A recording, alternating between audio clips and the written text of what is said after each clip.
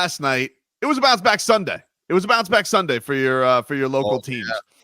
The Miami Heat, I mean, they put a thorough ass kicking on the Cleveland Cavaliers yesterday.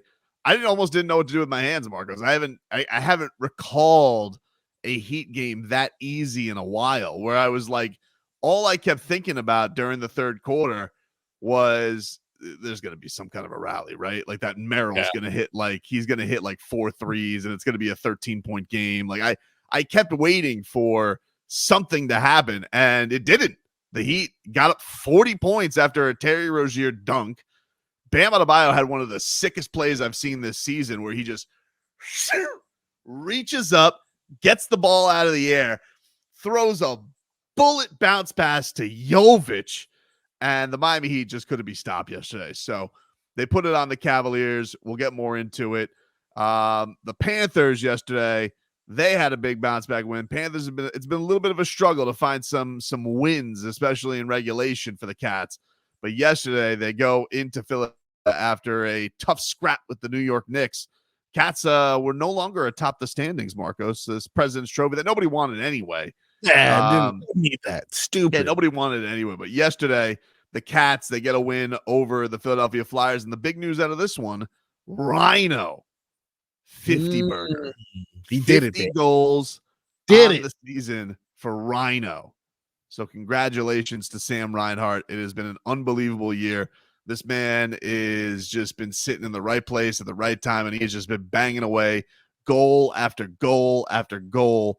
And the Panthers get an important one yesterday where they were floundering a little bit, and they finally get themselves back in the win column after losing to the Rangers really hurt me. I mean, I hate that team. Yeah. I hate all things New York.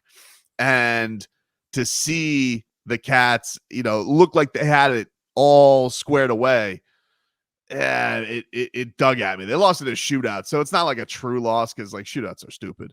But either way, still annoying. They went home happy. I went home frustrated. And by home, I mean I turned off my television. Yeah, it hurts just as much, though. Yeah, it did. It did. It was very annoying. Very, very annoying.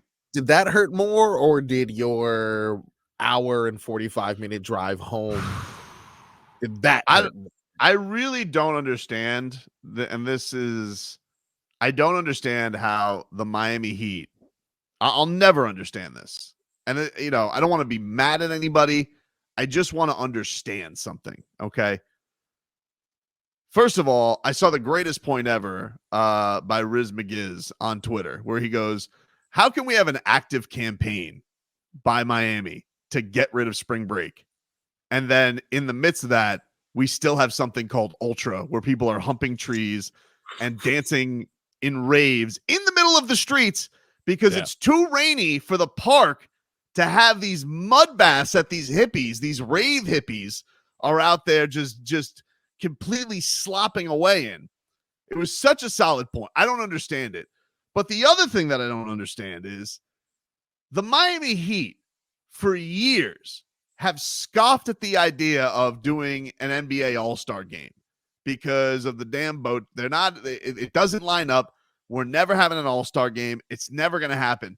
How do we line that up every year? We used to do this every year with the Carnival. I'm a Carnival buck.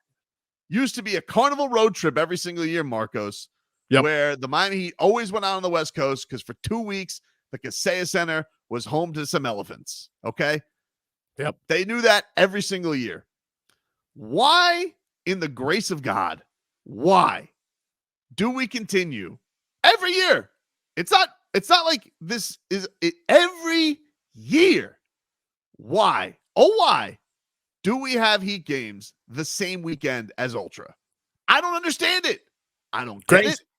We seemingly have everything else worked out to a T. I know these people. These are some of the best arena ops people in the world with how they plan these things out. Someone has to explain to me, how does Ultra keep sneaking by? I know they had that little deviation off to the island one year where they were like, it was like Firefest. Someone's got to explain this to me. But the weird thing about it, Marcos, is I get to the game on Friday against the Pels. Okay, Yep. we'll get to that because that was a night. Wow. But I get to the game against the Pels, and I got there early, dude. I got there. I left my house probably 3:30, maybe even earlier. No, I think I left my house at 3, and I got down to the arena by like 4:40. And most of the traffic, of course, was trying to get off 95 and just maneuvering around these traffics because they detoured people on on Biscayne Boulevard. As soon as you got to the arena, they started veering people off.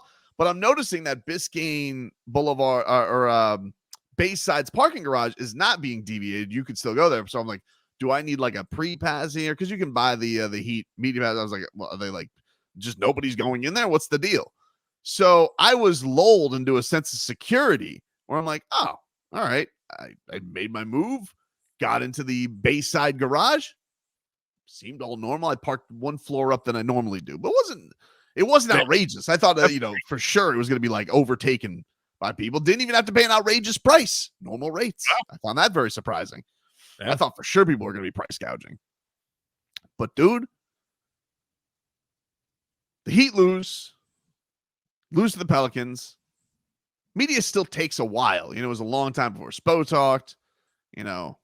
Jimmy and Bam, they're speaking. All right, get out of there. I want to say it was like 11:15. Now, in the midst of all this, there is a torrential storm, Marcos, that hits our community. That these things that are hitting us now, these little like mini hurricane sparring sessions that South Florida is going through, where we're just getting like little tornadoes, crazy wind, the most hellacious rain you've ever seen. I don't know what the hell's going on, but I'm like looking on Twitter and it says somewhere in like the third quarter, Ultra temporarily is postponed. I don't know what that means. Does that mean that they're allowed to come back? The hippies are allowed to come back? Does it mean that everything has to go set? I didn't know at the time what that meant. But anyway, I get out. It's still raining. Some people are sticking into the building. I'm like, look, I got to drive up to Mother Bleep in Palm Beach County. I got to go. So I brave the weather. All right. I go through the rain to get to my car. Get out of the parking garage. Okay. Not too bad. But then once I got out of the garage, there was nowhere to go. Nowhere to go, Marcos. There was nowhere to go. There was nowhere to go. Every intersection was blocked off. I got stuck behind an Orlando EDM, like one of those Tootsie's trucks that will advertise the boobs. Yep. It was like that, except for techno music. And the thing, of course, if you wanted to know, well, does the thing just have a sign, Tobin? No. Yeah. Of course it played. The whole time. Okay. So you went to Ultra, essentially. I essentially went to Ultra in my car. I was stuck behind this thing. Marcos, I was stuck. I made it from the Bayside garage to the Arch Center. Took me, and if you guys don't know how little that is, less than a mile. For sure. Less than a mile, maybe 3 football fields. Maybe. Maybe. I don't, it was maybe 2. It like right past the Frost Museum. And I'm just stuck at that little, that little underpass because everybody just kept trying to go off the thing and they wouldn't. Red light, green light, 1, 2, 3. They didn't care. All rules had gone away. The cops, we were away from police escorts because I couldn't get on over. I'm like, should I go down that way? I'm like, that's going to take forever. So I'm going to go as far north on Biscayne as possible. They have not cut it off at this point. They've stopped closing it. Right. I was like, basically that was my plan. Yeah. But the problem was everybody just kept trying to turn through Biscayne and just cut through. And meanwhile, I'm just stuck behind the Orlando EDM concert at touch my body. Oh, wow. It was very sensual. I don't understand. How do we have this damn concert every year? And dude, so I get home. I left at 11:20. I remember texting my wife. I'm like, hey, leaving the arena 11:20. And I got home 1:08, I think is when I got home. Jesus. It was brutal. And I mean, part of that had to do with the traffic. Then you had to go really slow on the side streets because the rain was crazy, and I'm not trying to get my car to get stalled out. It would, but I don't. How do we keep doing this every year? Where this ultra comes down here, you can't trust these rave hippies, okay? Because, dude, did you see the videos of the people rolling around in the mud? Yeah, they no longer need trees to hump. They're now humping the air. They're just humping Mother Earth. They're just humping Mother Earth, and you know, and I saw the craziest video was, okay, they kick everybody out of the parking lot, and so these rave hippies just decide to go in the middle of the street, and they just decide to hold ultra in the road. You know, and that's what happens when you have a stupid car that's going touch my body. What song is this? I don't know, dude. I was stuck behind that. I was like, oh my God, this is hell. Why does this happen? How does Ultra and the Heat, how are they never on the same page? And I also, Tommy Tighe told me Hamilton was also going on at the Art Center at the same time. Doing? Was this the busiest week? No spring breakers, but by God, we'll have a week where there's Ultra, Heat games, Drake's down here, and Hamilton all at the same time. The hell is going on? I was rough. Isn't the Miami Open at the Hard Rock Stadium as well? Yes. What is going on this weekend? Wow. That is rough. So the only question I have is, are you going to that Orlando show? Or of course, yeah, have to. Dude, people, it's crazy. I remember when Leroy and I went to Vegas, they had like the EDM. It was a famous one where DJ Khaled got booed off the stage. Yeah, and I mean the amount of people just at that point, like 12 Vegas time, that were just raving already and just like walking through the hotels with like fur boots, cheeks out. One dude was petting a shoe. He was like in the hotel with Leroy. He was in the elevator with Leroy, and he goes, "I love your shoe. I love your shoe." Like, I mean, these people are net, but that they were like, "Oh, the mud. This is great." Could you imagine? I mean, the amount of drugs these people are on, where they're like, "Oh, mini hurricane. Like, let me feel this creep into the skin." They just all the feels. You're not going to get those people out of there. No way. And I mean, that's why you party in the road afterwards, because you still got 2 to 3 more hours left on these. That's the other. You can't put these people in their cars if they did take cars. I couldn't even imagine being stuck on a train with the rave hippies. No, yeah, and at first when you were calling them hippies, I was like, wow, I feel like that's offensive. But after what I saw this weekend, rave hippies is completely accurate, dude.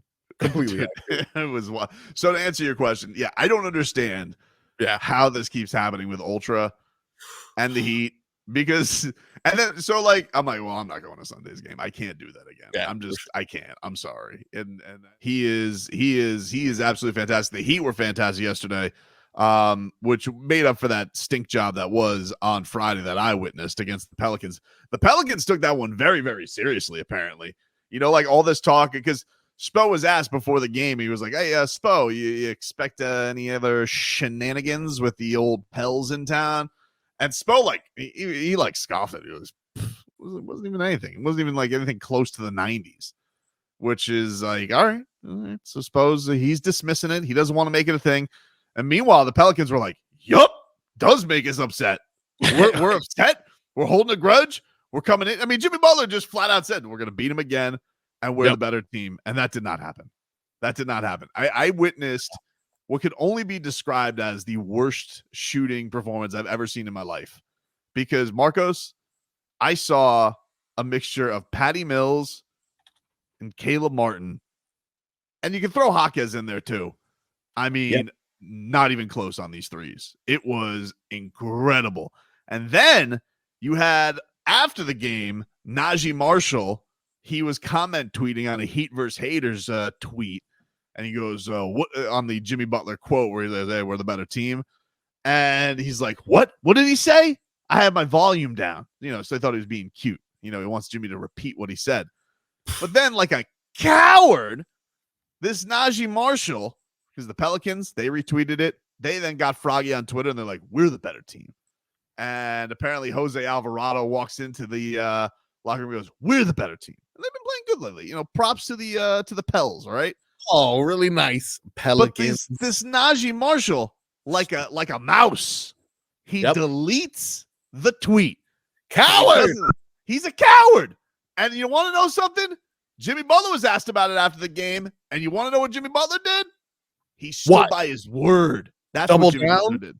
He stood by his word because that's what Jimmy Butler does. He doesn't go running scared because of some take that somebody goes, "Oh, I can't have that out there." No, that's not what Jimmy Butler's all about.